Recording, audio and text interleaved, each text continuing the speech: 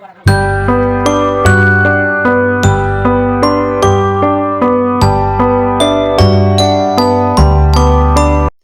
Everyone, good morning. কেমন আছেন আপনারা? আশা করি আপনারা সবাই খুব ভালো আছেন আর আমিও কিন্তু বেশ ভালো আছি। পিএসসিটি ব্লগে আরও একটি নতুন ভিডিওর সাথে আপনাদেরকে অনেক স্বাগত জানিয়ে ব্লগটি শুরু করছি।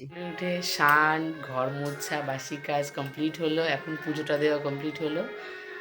এখন মাম্মামকে ব্রাশটা করিয়ে দেবো। মাম্মাম একা একা ব্রাশ করতে যাচ্ছে না, একা একা 9টা বাজলে তখন ওকে স্কুলে নিয়ে যেতে হবে আজকে, যেহেতু আজকে হচ্ছে স্বাধীনতা দিবস।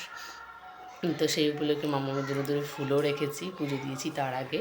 তো ওকে রেডি করিয়ে তারপর আমাকে স্কুলে নিয়ে যেতে হবে। আজকে রান্নাবান্নাটা হয়তো একটু দেরি হয়ে যাবে, আর যদিও ওর আজকে অফিস নেই সেই জন্য তাড়াহুড়োটা নেই যে আজকে রান্না আমাকে তাড়াতাড়ি 10টার আগে করে দিতেই হবে।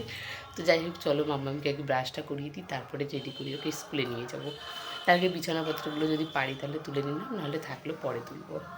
আজ হচ্ছে 15ই আগস্ট। 15ই আগস্ট আমরা সবাই জানি স্বাধীনতা দিবস। তো আজকে যে স্বাধীনতা দিবসটা আমরা পালন করছি ঠিকই, কিন্তু আজকে কি আমাদের জীবনে আমরা আদৌ কি স্বাধীনতা পেয়েছি কোনো কিছু?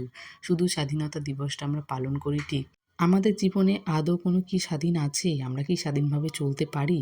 আমাদেরকে কোনো কিছু করতে গেলে একটা বাড়ির জায়গায় আমাদেরকে 10 বার ভাবতে হয়। কোথাও বেরোতে গেলেও কিন্তু এটা আমাদের এখন সবথেকে বড় ব্যাপার হয়েছে, মেয়েদের তো কোনো স্বাধীনতাই নেই।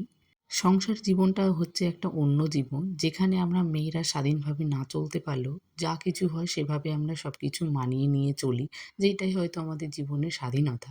কিন্তু এই যে বাইরের জীবনে যে সবাই বাইরে যে কাজগুলো করে, তাদের জীবনে কিন্তু ভাবতাম অনেক স্বাধীনতা থাকে। হ্যাঁ, আমরা স্বাধীনতা পেয়েছি ইংরেজদের কাছ থেকে, কিন্তু আমরা তো নিজেদের জীবনে কখনো কেউ স্বাধীনতা হতেই পারিনি। তবুও সবাই যখন পালন করে তাহলে সেই স্বার্থে কিন্তু আমাদেরকেও পালন করতে হয় স্বাধীনতার দিনটা।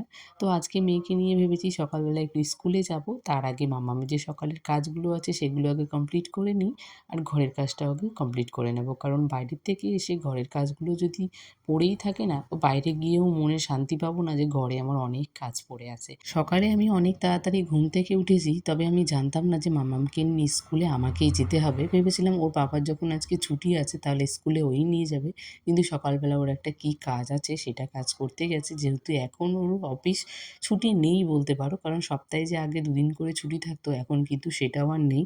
তো সেই জন্য সারা সপ্তাহের কাজগুলো কিন্তু এই যে কোনো দিন যখন ছুটি পায় তখনই কিন্তু সেই কাজগুলোকে করতে হয়।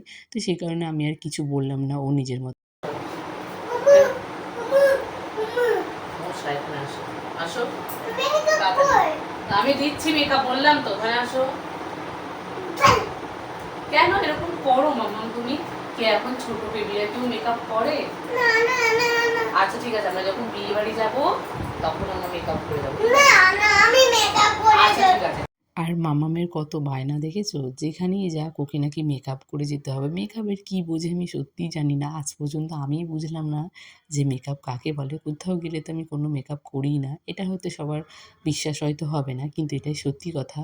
ফাউন্ডেশন ছাড়া হয়তো চিনি না, এটা হয়তো বলা ভুল হবে, কারণ ওই কাজল, লিপস্টিক এইটুকুই সাধারণ যতটুকু লাগে ততটুকু দিয়েই কিন্তু কোথাও আমি যাই। তো এই মেকআপ জিনিসটা আমার পক্ষে আসে না, কারণ আমি সত্যিই বুঝতে পারি না, আমার মাথায় আসে না যে কোনটার পর কোনটা হবে, আর নামও আমি জানি না। তাই দোকানে গিয়ে না বলতেও পারি না যে কোন জিনিসটা নেব, তাই কিনিও না।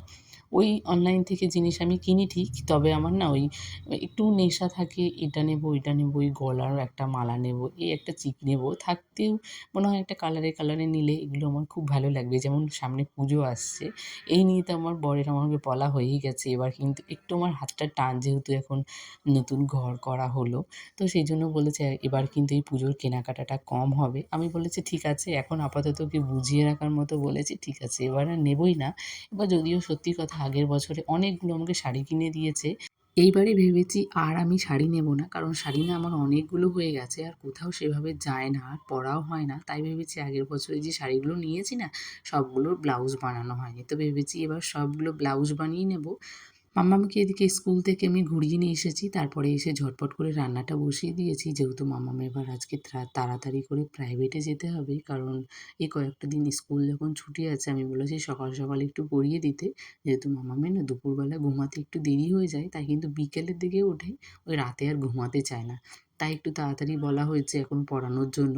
তো 10টার সময় চলে আসবে, তার আগে আমাকে ওকে রান্নাটা করে দিতে হবে। তাই মামামের জন্য একটা সেদ্ধ ভাত আর ডাল দিয়ে দিয়েছি। ওকে ডাল দিয়ে আর একটু আলু সেদ্ধ দিয়েই খাইয়ে দেবো আজকে। তারপরে ও প্রাইভেট চলে যাবে আর আমি নিজের মতো কাজগুলো করে নেব। আর এদিকে আমি আজকে একটু চিকেন রান্না করেছিলাম। Hello everyone, good evening. তো সারাদিন আর সামনে আসতে পারিনি, প্রচুর কাজ ছিল আর অনেকগুলো কাজও করেছি। তো আবার স্নান করে বিকেলবেলা আবার একটু ফ্রেশ হয়ে গেছি, সন্ধে দিয়েছি, এখন সন্ধে দেওয়া হয়ে গেছে, মামামের খাওয়া দাওয়া হয়ে গেছে। তো মামামকে নিয়ে এখন একটু পড়তে বসেছি, যেহেতু মামামে একটু হোমওয়ার্ক দিয়েছে। তো সেগুলোই করাতে করাতে অনেকটা সময় কেটে গেছে, এখন প্রায় 8:30 মতো বাজে। তো মামামকে বলছি তাড়াতাড়িগুলো ওর লেখাগুলো শেষ করে নিয়ে তারপর আমরা খাওয়া দাওয়া করে ঘুমিয়ে পড়বো, তাই তো মাম্মাম? তো চলো মামামের লেখাগুলো তোমাদেরকে দেখায়।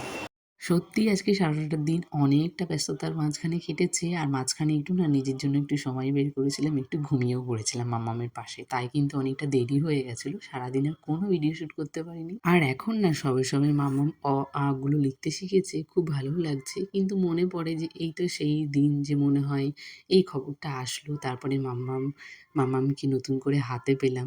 তো সেই খবরগুলো শুনলে, এগুলো মনে পড়লে না সত্যিই খুব অবাক লাগে। মনে হয় সময় কারোর জন্য কখনো থেমে থাকে না। কেমন দেখো আমার মেয়েটা আজকে বড় হয়ে গেল। এখন আর স্কুল প্রাইভেট দুটোই শুরু হয়ে গেল। কবে দেখতে, দেখতে বড় হয়ে যাবে। যাই হোক, পাশে হয়তো তোমরা অনেক আওয়াজ পাচ্ছ, কারণ আমাদের পাশেই হচ্ছে হাই স্কুল। তো হাই স্কুলে একটা অনুষ্ঠান হচ্ছে, সেই কারণে আমি ভয়েসটা দিচ্ছি। ওদেরও একটু আওয়াজগুলো আসছে। যদি অনুষ্ঠান দেখতে যাই তাহলে তোমাদের সঙ্গে অবশ্যই শেয়ার করব। মনে হয় না যাওয়া হবে, কারণ বিকেলে আজকে একটা অন্য কোথাও যাওয়ার ইচ্ছে আছে। তো যাই হোক, আজকের ভিডিওটা কেমন লেগেছে অবশ্যই তোমরা কমেন্টে জানিও। আর নতুন, নতুন বন্ধুরা সবাই পাশে থেকো। দেখা হবে আবারও তোমাদের সঙ্গে নতুন একটা ব্লগের সঙ্গে। ততক্ষণের জন্য সবাই ভালো থেকো, সুস্থ থেকো। টাটা।